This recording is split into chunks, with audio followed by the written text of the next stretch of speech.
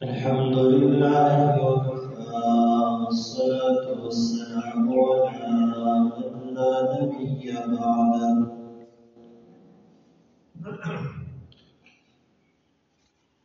لا يخلق نبي ولا رسول بعده لا أمة بعد أمتي ولا كتاب بعد كتابي لا شريعة بعد شريعته ولا رسالة بعد رسالته وعلى آله وأصحابه الذين أوفوا عهده الذين هم مفاتيح الرحمة ومصابيح النور والذين هم خلاصة العرب من الله وخير الخلائق بعد الأنبياء وهم كالنجوم في السماء بالاهتداء والاقتداء أما بعد فأعوذ بالله من الشيطان الرجيم بسم الله الرحمن الرحيم وتوبوا إلى الله جميعا أيها المؤمنون لعلكم تفلحون صدق الله مولانا العظيم وقال النبي صلى الله عليه وسلم حتى يأتي من الذنب كمن لا ذنب له وصدق رسوله النبي الأمي الكريم ونحن على ذلك لمن الشاهدين والشاكرين والحمد لله رب العالمين إن الله وملائكته يصلون على النبي يا أيها الذين آمنوا صلوا عليه وسلموا تسليما اللهم صل على محمد وعلى آل محمد كما صليت على إبراهيم وعلى آل إبراهيم إنك حميد مجيد اللهم بارك على محمد وعلى آل محمد كما باركت على إبراهيم وعلى آل إبراهيم إنك حميد مجيد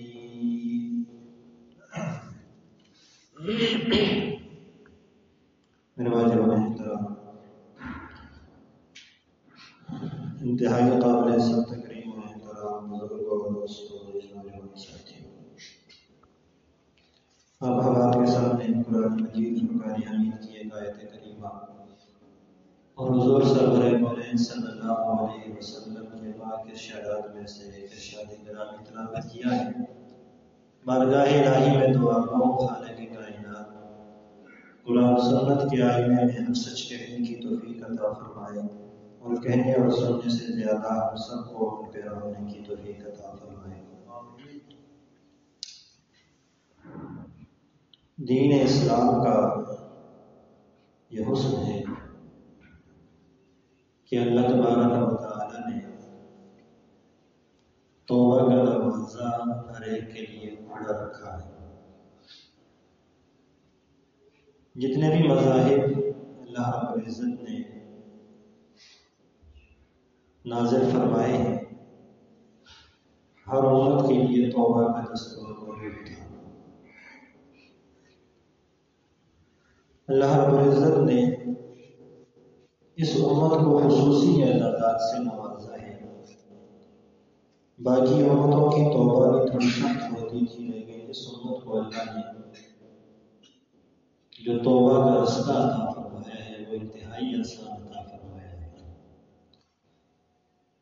یہ ایک عظیم نعمت ہے جو اللہ کی طرف سے مقدر والوں کو ملتی ہے۔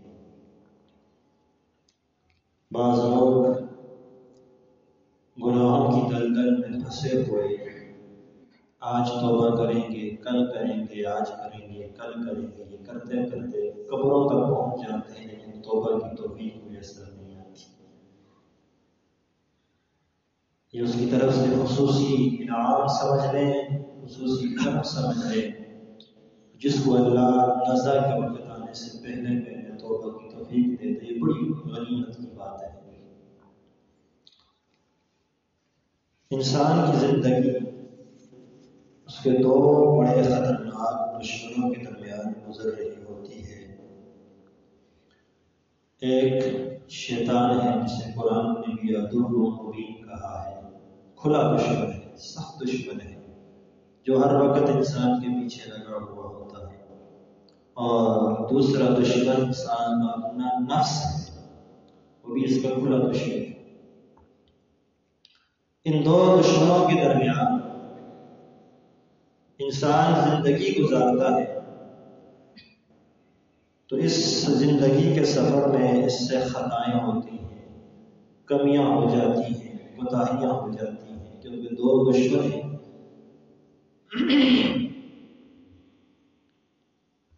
تو اللہ رب العزت نے ان گناہوں کو ختم کرنے کے لیے، ان کوتاہیوں کو ختم کرنے کے لیے توبہ کا دروازہ رکھا ہوا ہے کہ اگر تم دو دشمنوں کے وار سے نہ بچ سکو، تم ان کا شکار ہو جاؤ، ان کے جال میں پھنس جاؤ، تو مایوس ہونے کی ضرورت نہیں، میرا دروازہ کھلا ہوا ہے، جب چاہو آ کے ندامت کے اشک بہاؤ اور اپنے گناہوں کو پاک صاف کر جاؤ۔ انسان کی بربادی کے تین بڑے اسباب ہیں، جس سے دنیاوی زندگی بھی برباد ہو جائے گی، اخروی زندگی بھی برباد ہو جائے گی۔ نمبر ایک، حرام کا لقمہ، حرام غذا۔ یہ ایک ایسا سبب ہے کہ جو انسان کی دنیا آخرت برباد کر دیتا ہے۔ کوئی بندہ حرام کا عادی ہے، چوری، ڈاکے، زناکاریاں، ان چیزوں کے اندر پڑا رہتا ہے، سود سے اپنے آپ کو نہیں بچا سکتا، جھوٹی قسمیں کھا کے مال بیچتا رہتا ہے، دھوکہ دیتا ہے، ملاوٹ کرتا ہے، یہ ساری چیزیں حرام غذا میں آ جائیں گی۔ تو جو وجود حرام پہ پلتا ہے اس کے اندر روحانیت نہیں رہتی، ختم ہو جاتی ہے روحانیت اس کے اندر سے۔ حرام پہ پلا ہوا وجود اللہ کے حضور آ کے کھڑا تو ہوتا ہے، لیکن روحانیت نہیں ہوتی اس کی عبادت کے اندر،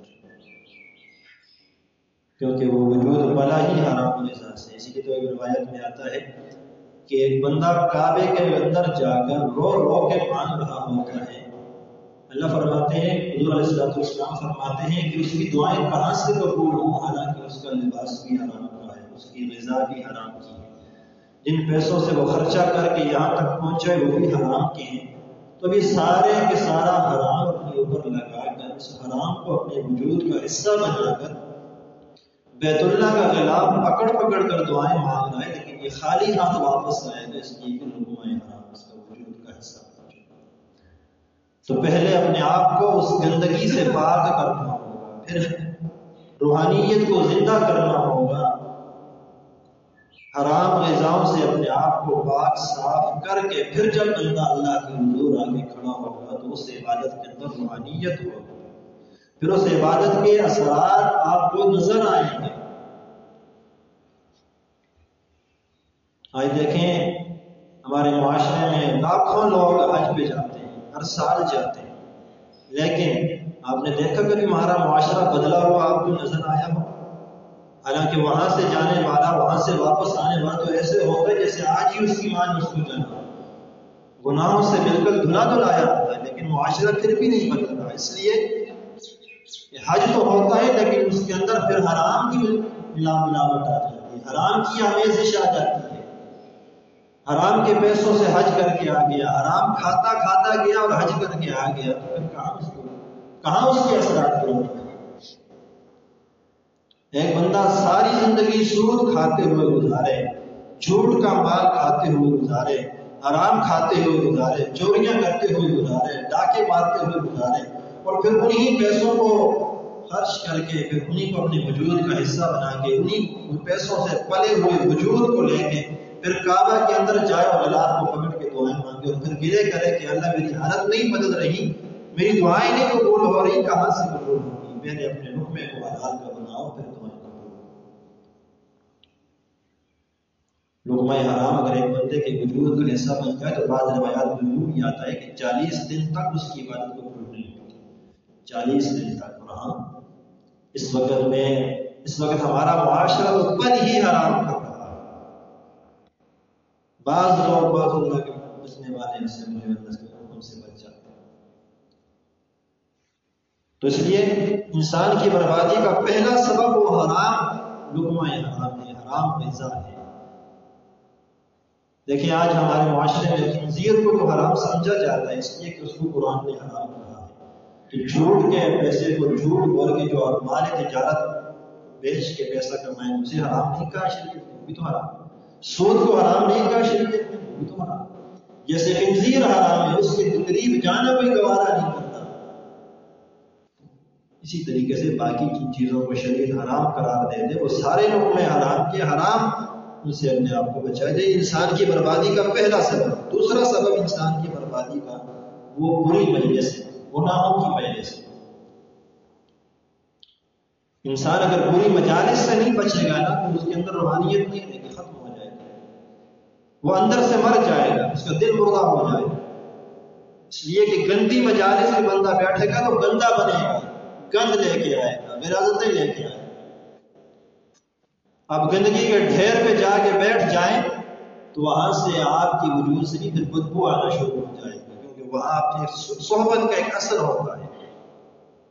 گندی صحبت میں جائیں گے تو گندے بن کے آئیں گے، اچھی صحبت میں بیٹھیں گے تو اچھے بن کے آئیں گے۔ اور تیسری بربادی کا سبب انسان کا جو ہے وہ گناہ ہے، اللہ کی نافرمانی ہے، اس کی معصیت، چھوٹا ہو بڑا۔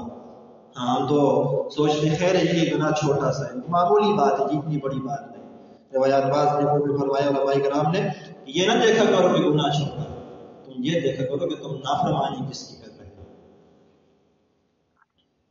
تو گناہ کوئی چھوٹا بڑا نہیں ہوتا، گناہ سارے بڑے ہوتے ہیں۔ اللہ کی نافرمانی، ہر نافرمانی بڑی۔ بندے کے ذہن میں یہ بات بیٹھ جائے کہ اللہ کی ہر نافرمانی بڑی ہے تو پھر بندہ کبھی گناہ نہ کرے۔ لیکن آج ہمارا ذہن ایسے ہو چکے خیر ہے جی یہ چھوٹا گناہ ہے، کوئی نہیں ہوتا، کچھ نہیں ہوتا، معمولی سی بات ہے، یہ معمولی سی بات ہے۔ یہ جو ہم نے یہ جو لبادہ اوپر ڈال دیا، یہ جو غلاف اوپر ڈال دیا، کیا یہ چھوٹی سی بات ہے، کوئی معمولی بات ہے، اتنی بڑی بات تو نہیں۔ ہم بعض جگہ میں مکروہ تحریمی، خیر ہے یہ مکروہ تحریمی ہی ہے، حرام نہیں ہے، کوئی مسئلہ نہیں، ہم اپنی طرف سے ایک نکال لیتے ہیں۔ یہ چھوٹی باتیں نہیں ہوتی، اللہ کی ہر نافرمانی بڑی ہے، اللہ کی ہر نافرمانی جتنی بڑی اس کی ذات ہے، اس کی ذات کو دیکھتے ہوئے اس کے حکم کے بغیر پلک جھپکانا بھی اس کی نافرمانی بہت بڑی نافرمانی نہیں ہونی چاہیے۔ تو یہ تین بربادی کے سبب ہیں، ایک انسان کی حرام غذا ہے، ایک بری مجلس ہے، اور ایک گناہ ہے، معصیت ہے۔ یہ تین اسباب اگر آپ کے اندر پائے جاتے ہیں، اور آج ہمارے معاشرے میں تینوں پائے جا رہے ہیں، یہی تو وجہ ہے کہ ہمارا معاشرہ برباد ہو رہا ہے، یہی تو وجہ ہے کہ ہم ذلت کے دل میں مسلسل پھنسے جا رہے ہیں، دھسے جا رہے ہیں، نکلنے کے کوئی راستہ نہیں۔ تو اللہ رب العزت نے دروازہ کھولا ہوا ہے، توبہ کا دروازہ ہر وقت ہر بندے کے لیے کھلا ہوا ہے۔ جب نزع کی کیفیت طاری ہو جائے تو پھر یہ دروازہ بند ہو جائے۔ جب قیامت کی آخری نشانی سورج مغرب سے طلوع ہو جائے تو یہ دروازہ بند ہو جائے گا، تب تک یہ کھلا ہوا اور ہر ایک کے لیے کھلا ہوا ہے۔ اللہ نے کوئی خاص و عام کی قید نہیں رکھی، ہر ایک کے لیے ایسے ہی اللہ کی رحمت انتظار کر رہی ہے، ہر ایک کے لیے۔ اسی طرح رب العالمین نے فرمایا نا وَتُوبُوا إِلَى اللَّهِ جَمِيعًا وَتُوبُوا إِلَى اللَّهِ جَمِيعًا أَيُّهَا الْمُؤْمِنُونَ لَعَلَّكُمْ تُفْلِحُونَ۔ اور دنیا والوں سب کے سب اللہ کی طرف لوٹ کے آ جاؤ، سب اللہ کی طرف متوجہ ہو جاؤ، اس کے در پہ واپس آ جاؤ۔ بڑی زندگی گزارنی اس سے دور رہتے ہوئے، اس کی نافرمانیوں میں تو بڑا وقت گزار دیا ہے، لیکن اب بھی وقت نزا کا عالم آنے سے پہلے پہلے لوٹ آؤ، واپس آ جاؤ، موقع ہے تمہارے ہاتھ میں، لعلکم تفلحون۔ اس وقت سے پہلے پہلے غرغرے کی کیفیت طاری ہونے سے پہلے پہلے، نزا کی کیفیت طاری ہونے سے پہلے پہلے اگر لوٹ آؤ گے تو لعلکم تفلحون، یہی تمہاری کامیابی کا زینہ ہے، تمہیں کامیابی کا سرٹیفکیٹ اور اعزاز مل جائے گا۔ لیکن اگر توبہ نہ کر سکے تو پھر گھاٹے کا سودا ہے۔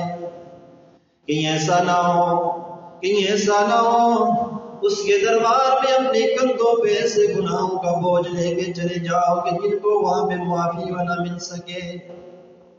آج اب نزا کا عالم طاری ہو جائے گا تو پھر تو کہ توبہ کی کیفیت، توبہ قبول نہیں۔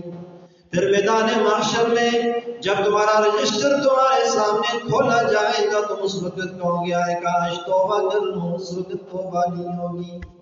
موقع دیا ہوا ہے رب العالمین نے، دنیا کے اندر توبہ طائب ہو جاؤ، اپنے آپ کو حرام غذاؤں سے بچا لو، اپنے اندر کی روحانیت کو زندہ کر لو، رب العالمین کی معصیت سے، گناہوں سے بچنے والے بن جاؤ، اور ساتھ ساتھ بری مجالس سے بچنے والے بن جاؤ۔ رمضان المبارک کا مہینہ قریب گزرا ہے، عید الفطر کے بعد آپ درے دلائے واپس آئے، ابھی تو صاف ہیں، داغوں سے پاک ہیں۔ آج عزم کرنا ہے، ہم نے حکم حرام سے بھی اپنے آپ کو بچانا ہے، ہم نے توبہ کر کے توبہ طائب ہو کے جو آ چکے ہیں، اب بری مجالس سے بھی اپنے آپ کو بچانا ہے، رب العالمین کی معصیت سے بھی اپنے آپ کو بچانا ہے، کیوں یہ تینوں اسباب کو اپنے آپ سے دور کرنا ہے تاکہ دنیا آخرت کی بربادی ہمارا مقدر نہ بن جائے۔ دنیا آخرت کی کامیابی کو اپنا مقدر بنانا چاہتے ہو، اللہ کی طرف لوٹ کے آنا پڑے گا، بری مجالس سے اپنے آپ کو بچاؤ۔ شیخ سعدی رحمہ اللہ فرماتے صحبت تالے ترا تالے کنن، صحبت سالے ترا سالے کنن، اچھے لوگوں کی مجلس میں بیٹھو گے اچھائیاں لے کے آؤ گے، برے لوگوں کی مجلس میں بیٹھو گے گناہ لے کے آؤ گے۔ وہ دیکھیے غیبت کی مجلس لگی ہوئی، ہم جا کے خوشی سے جا کے بیٹھ جاتے ہیں، شوق سے بیٹھ جاتے ہیں، ہم بھی سن رہے ہیں، بندہ بول رہا ہے، غیبت کی مجلس لگی ہوئی ہے، مجلس بھی ایسے گناہ کی جس کو حدیث الغیبت واشد من الزنا کہتی ہے، یہ تو زنا سے بھی بدتر گناہ ہے، شدید گناہ ہے۔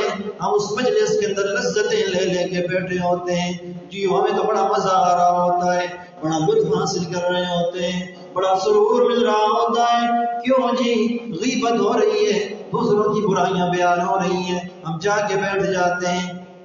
اپنے آپ کو بچائیے، بری مجالس سے بچنا چاہیے، وہ صحبت اچھی ہو تب بھی اثر نظر آتا ہے، صحبت بری ہو تب بھی اثر نظر آتا ہے۔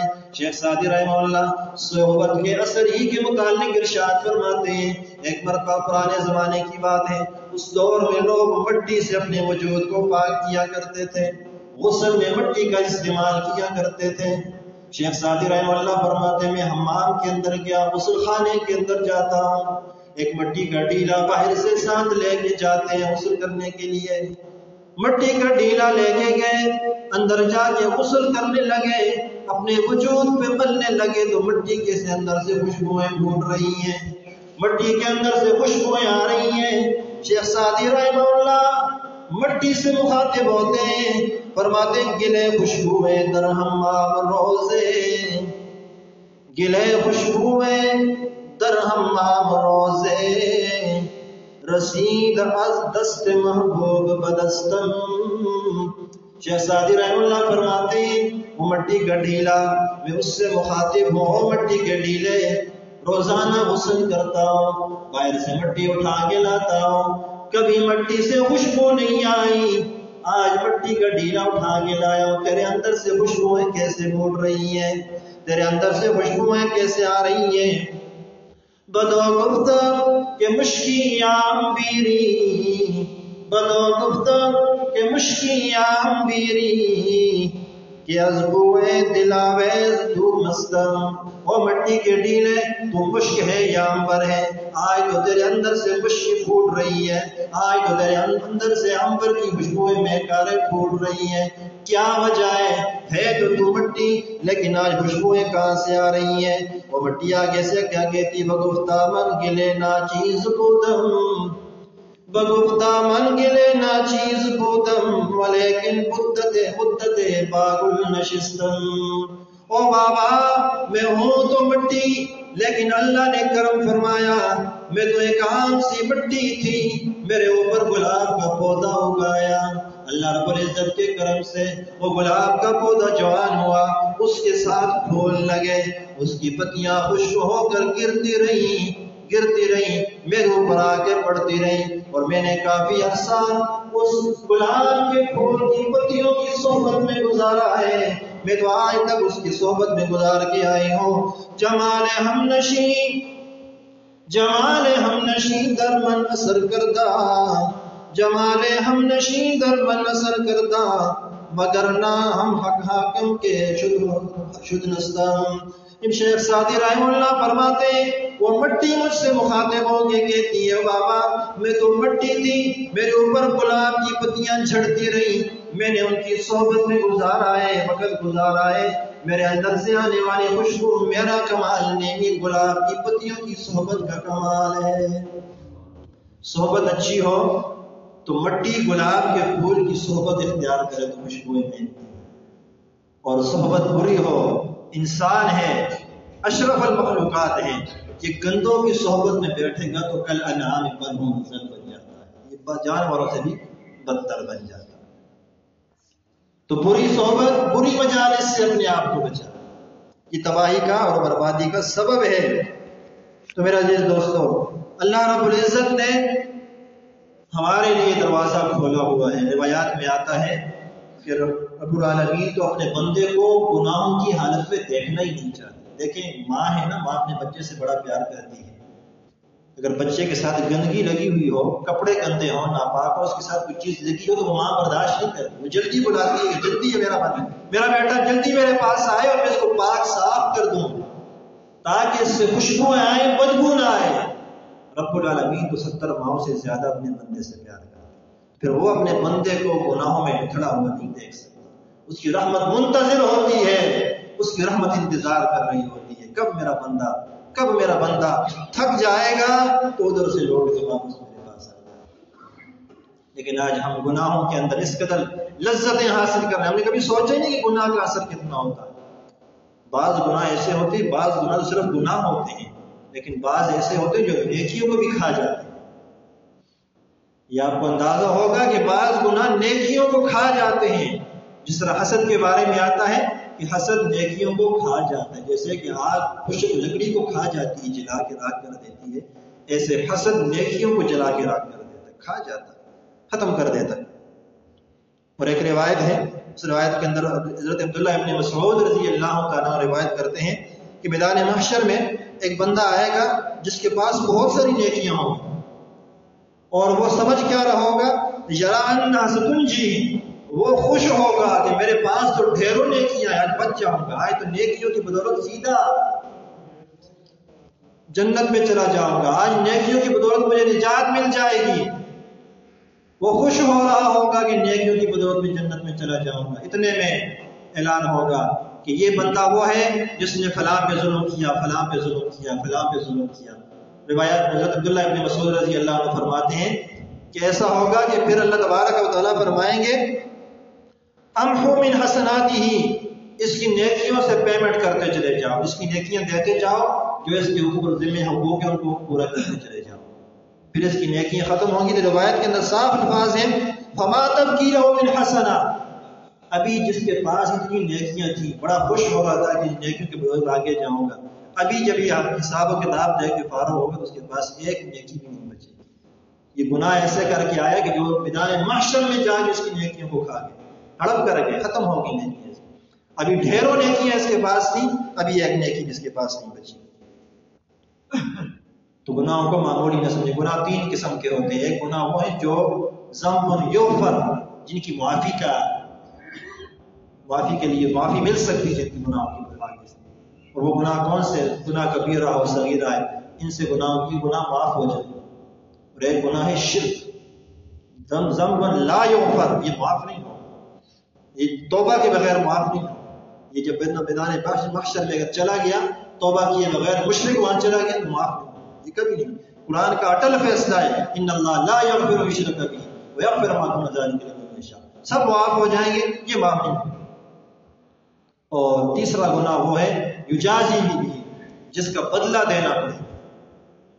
حقوق اللہ ہے، صغیرہ ہو کبیرہ ہو معاف ہو جائیں گے. شرک ہے بغیر توبہ کے معاف نہیں ہوگا. حقوق العباد یجازی بھی، بدلہ دینا پڑے گا، یہ توبہ سے معاف نہیں.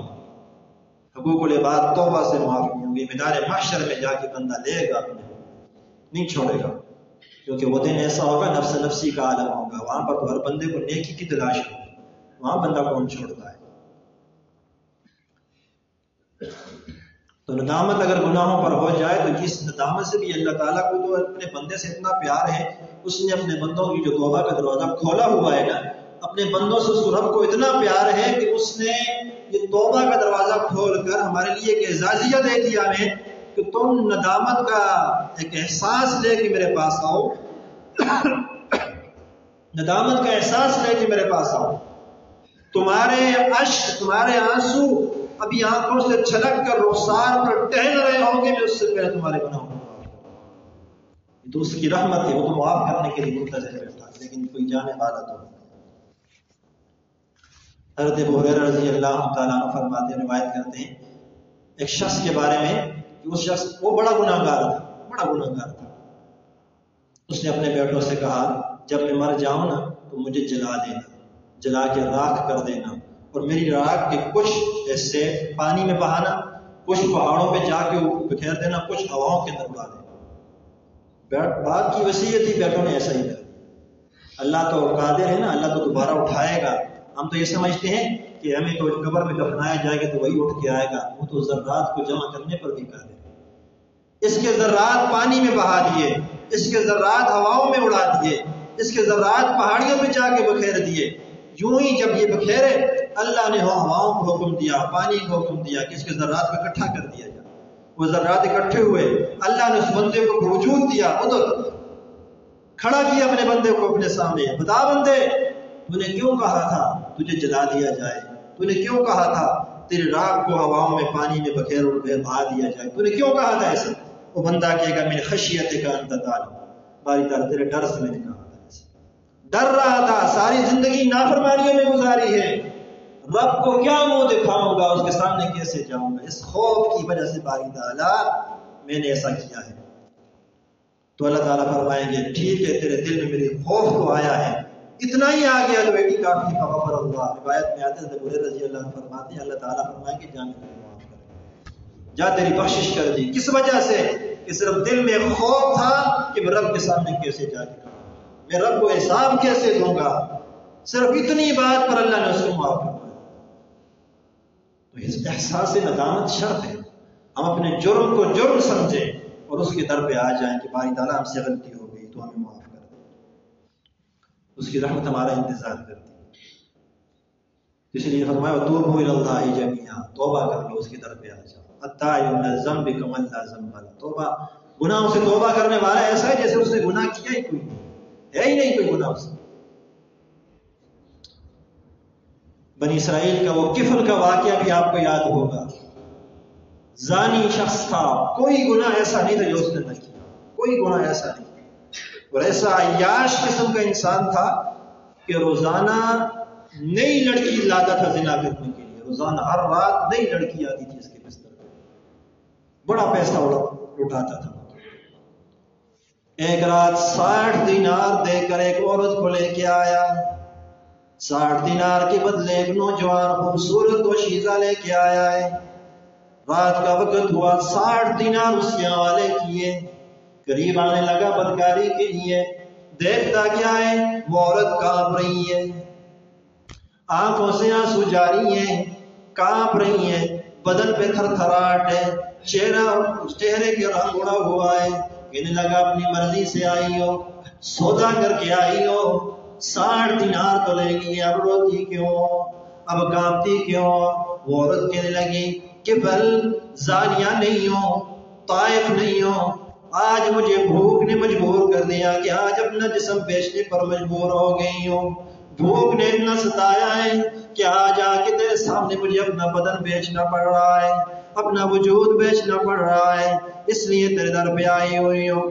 کفل کے لیے وہ ایک جملہ ایسا تھا کہ کفل میں زانیہ نہیں ہو، بدکار نہیں ہو، اللہ سے ڈرو، یہ جملہ ایسا تھا کہ کفل کی دل کی دنیا بدل گئی۔ کفل وہیں پہ رک گیا، کھڑا ہو گیا، نہیں جاؤں گا آگے، کہنے لگا جا جا بہنا، تجھے میں نے چھوڑ دیا، چلی جا واپس، چلی جا، چلی جا واپس، چلی جا۔ وہ کفل کہنے لگا، کفل کو عورت کہنے لگی کفل 60 دینار جو تو نے دیے ہوئے ہیں ان کا کیا ہوگا؟ کفل کہنے لگا جا، میں اپنی زندگی کا صدقہ وہ بھی تجھے دیتا ہوں، وہ بھی تجھ سے واپس نہیں لیتا، جا چلی جا۔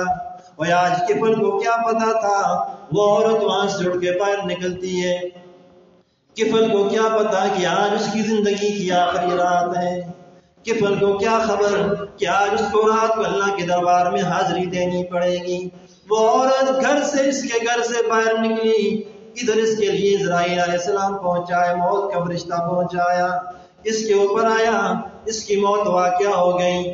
صبح کے یہ بنی اسرائیل ہے، ان کے گناہ بھی دروازے پہ لکھے جاتے تھے، یہ تو اللہ نے حضور کے صدقے ہمارے اوپر کرم فرما دیا، چھوٹا گناہ کرو، بڑا گناہ کرو، چھپ کے کرو، اعلانیہ کرو، پتہ کوئی نہیں ہے، پھر بھی نیک بن کے سامنے آ جاؤ، کوئی جانتا کوئی نہیں۔ بنی اسرائیلی گناہ کرتے تھے، پیشانی پہ لکھا جاتا، دروازوں پہ لکھا جاتا۔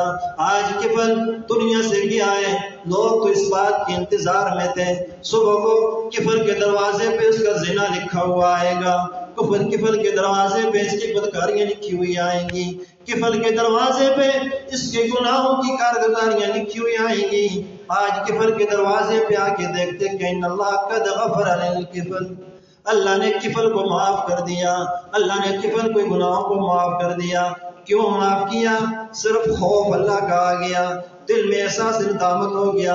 اس وقت اس نے اس عورت کو دیکھ کر کیا کہا، آج کے بعد توبہ کرتا ہوں، آج کے بعد کوئی گناہ ایسا نہیں کروں گا۔ اس کا ایک لفظ، اس کا ایک لمحہ اس کی زندگی بدل گیا، آخرت بھی بدل گئی۔ وہاں پہ منبع ایک شخص یہ بھی بنی اسرائیل کا، اس سے پورا علاقہ تنگ، پورا کا علاقہ تنگ، پورا معاشرہ تنگ، سب کو ستاتا، چوریاں کرتا، ڈاکے مارتا، اتنا بڑا گناہ گار، اس کو ملک بدر کر دیا گیا، علاقے سے نکال دیا گیا۔ جب علاقے سے نکالا جاتا ہے، دھکے دے کے دھتکار کے علاقے سے باہر نکال دیا گیا۔ موسیٰ علیہ السلام کا زمانہ ہے، فیصلہ ہو گیا، نکال دیا گیا اس کو۔ جب یہ اپنے علاقے سے نکلا، اپنے علاقے سے جدا ہوا، تنہا ہے، ذلیل ہو کے نکالا گیا ہے، دھتکارا ہوا ہے، ٹوٹے ہوئے دل والا ہے، راستے میں جاتے ہوئے وہ اور تو ہے کوئی نہیں جس سے باتیں کرے، اللہ سے باتیں شروع کر دی، اللہ سے گفتگو شروع کر دی، کہنے لگا باری تعالیٰ بڑا گناہ گار ہوں، بڑا گناہ گار ہوں، بڑا گناہ گار ہوں، تو مجھے پکڑنا چاہے تو روکنے والا کوئی نہیں، تو مجھے سزا دے تو روکنے والا کوئی نہیں، لیکن باری تعالیٰ تیرے دربار میں آج ایک بات عرض کر رہا ہوں، اگر مجھے سزا دینے سے تیری بادشاہت میں اضافہ ہوتا ہے تو میں تجھ سے اپنی معافی کا سوال کوئی نہیں کروں گا۔ باری تعالیٰ اگر مجھے معاف کرنے سے تیری رحمت میں کمی ہوتی ہے تجھ سے میں اپنی معافی کا سوال کوئی نہیں کروں گا۔ تیری رحمت کا عالم تو یہ ہے، تیری رحمت کا عالم تو یہ ہے، تو ساری کائنات کے دامن ایک لمحے کے اندر ساری کائنات کے دامن کو بھر دے، مولا تیری رحمت میں اتنی کمی بھی واقعہ کوئی نہیں ہوتی جتنا کوئی چلتے ہوئے سمندر میں سوئی ڈبوئے، سوئی کے ناکے پر، سوئی کے سرے پر پانی تو آ سکتا ہے، مولا تو ساری کائنات کے دامن بھر دے، تیرے خزانوں میں اتنی کمی بھی کوئی واقعہ نہیں ہوتی۔ تو باری تعالیٰ مجھے اگر معاف کرنے سے تیرے رحمت میں کمی آتی میں تجھ سے معافی کا سوال کوئی نہ کرتا، لیکن باری تعالیٰ مجھے عذاب دینے سے تیری بادشاہت میں اضافہ کوئی نہیں ہوگا، مجھے معاف کرنے سے تیری رحمت میں کمی کوئی نہیں ہوگی، باری تعالیٰ مجھے معاف کر دے۔ اتنے میں اس کا انتقال ہو جاتا ہے، وہیں پہ مر گیا۔ اللہ نے موسیٰ علیہ السلام کی طرف ہی فرمائی، او میرے کلیم اٹھ، میرا ایک ولی، میرا ایک پیارا، میرا ایک مقرب بندہ فوت ہو گیا ہے، جا اس کا جا کے جنازہ پڑھانا ہے، جا اس کے جنازے میں جا، لیکن اکیلا نہیں جانا، اپنی قوم کو جمع کر دے، جمع کر کے اعلان کر دے جو جتنا بڑا گناہگار ہے سب اس کے جنازے میں جائے، کوئی کتنا بڑا ہی گناہگار کیوں نہ ہو، آج اس کے جنازے میں آئے گا میں اس کو بھی معاف کر دوں گا۔ لیکن معاف کیوں کیا؟ موسیٰ کلیم اللہ فرماتے ہیں باری تعالیٰ جب جنازہ دیکھا، لوگ پہنچے، کوئی بہت بڑا اللہ والا ہوگا جس کی وجہ سے اللہ نے اتنی بشارت دے دی ہے کہ بڑے سے بڑے گناہگار اس کے جنازے میں آنے کی وجہ سے بخشے جائیں گے۔ موسیٰ علیہ السلام پوچھتے ہیں باری تعالیٰ جب دیکھا یہ تو فاسق ہے، یہ تو وہی بدبخت ہے جس کو ہم نے دھکے دے کے اپنے علاقے سے نکالا تھا، پورا علاقہ اس سے تنگ تھا، لوگ کہنے لگ گئے باری تعالیٰ سمجھ نہیں آ رہی، ہم تو اس کو فاسق و فاجر سمجھ کے، ظالم سمجھ کے علاقے سے نکال چکے ہیں، تیرا ولی کیسے بن گیا؟ اللہ فرماتے ہو میرے کلیم اس نے مجھے میری رحمت کا واسطہ دے کے مانگا تھا، اور جو میرے در پہ آ کے مجھے میری رحمت کا واسطہ دے دے میں اس کا دامن خالی واپس نہیں کرتا۔ یہ تو اللہ نے ہمارے لیے دروازہ کھولا ہو، وہ تو بنی اسرائیلی ہیں، وہ تو بنی اسرائیلی ہیں، ہم تو امت محمدیہ ہیں صلی اللہ علیہ وسلم، ان کے لیے تو پھر سختیاں تھی، ہمارے لیے تو اعزاز ہی اعزاز ہے، لیکن ہم حاصل تو کریں نا۔ اگر بنی اسرائیل کا کفر وہ اپنی زندگی کی آخری شام میں ساری زندگی کی زناکاریوں سے توبہ کر کے بخشا جا سکتا ہے، یہ وہاں بن منبع ساری زندگی لوگوں کو ستا ستا کر اللہ کی رحمت کا واسطہ دے کے اگر اللہ سے اپنے لیے حاصل کر سکتا ہے، بخشا جا سکتا ہے، تو یہ امت اس کے پیچھے تو حضور کی دعائیں کھڑی ہیں، ادھر تو حضور کی دعائیں کھڑی ہیں، ادھر تو حضور کے آنسو ہیں، ادھر تو حضور کے راتوں کا قیام ہے، ادھر تو حضور کے سجدے ہیں، لیکن ہم کیوں ذلیل ہو رہے ہیں؟ ہم نے اس کے در پہ چھوڑا ہوا۔ کبھی احساس ندامت میں اس کے در پہ آ کے دیکھیے، یہ اس لیے آپ کے سامنے باتیں رکھ کی، قریب ہمارا موسم گزرا ہے رمضان کا، ہمارے دل نرم ہیں، اپنے آپ کو اس نئے رخ پہ ڈالیے، ہم سے اس کی نافرمانیاں نہ ہوں، ہم لقمہ حرام سے بچنے والے بن جائیں، ہم اس کی نافرمانیوں سے بچنے والے بن جائیں، ہم اپنے آپ کو ایک عزم لے کے آگے بڑھیں کہ ہم نے اس کے احکامات کو پورا کرنا ہے، ہم نماز کا حکم ہو ہم نے پورا کرنا ہے، زکوٰۃ کا حکم ہو ہم نے پورا کرنا ہے، حج کا حکم ہماری طرف متوجہ ہو ہم نے پورا کرنا ہے، جھوٹ بولنے سے رب ہمیں منع کر دے ہم نے رک جانا ہے، سود سے رب نے ہمیں منع کر دی ہم نے رک جانا ہے، جھوٹ بولنے سے، جھوٹی قسمیں کھانے سے، غیبت کرنے سے، حسد سے، کینے سے، بغض سے، ان چیزوں سے رب نے ہمیں منع کر دیا، ہم نے رک جانا ہے، ایک عزم کر کے اٹھیں، ایک توبہ کا جذبہ لے کے اٹھیں جائیں، یہ اللہ بنی اسرائیل کے لوگ صرف دل میں بات لاتے تھے معاف ہو جاتی تھی، اگر ہم بھی اپنے دل میں اپنے آپ کو بدل ڈالیں نا اللہ ہمیں بھی معاف کر دے گا۔ دعا جو کچھ کہا سنا اللہ تبارک و تعالیٰ پیدا ہونے کی توفیق عطا فرمائے۔ وآخر دعوانا الحمدللہ رب العالمین۔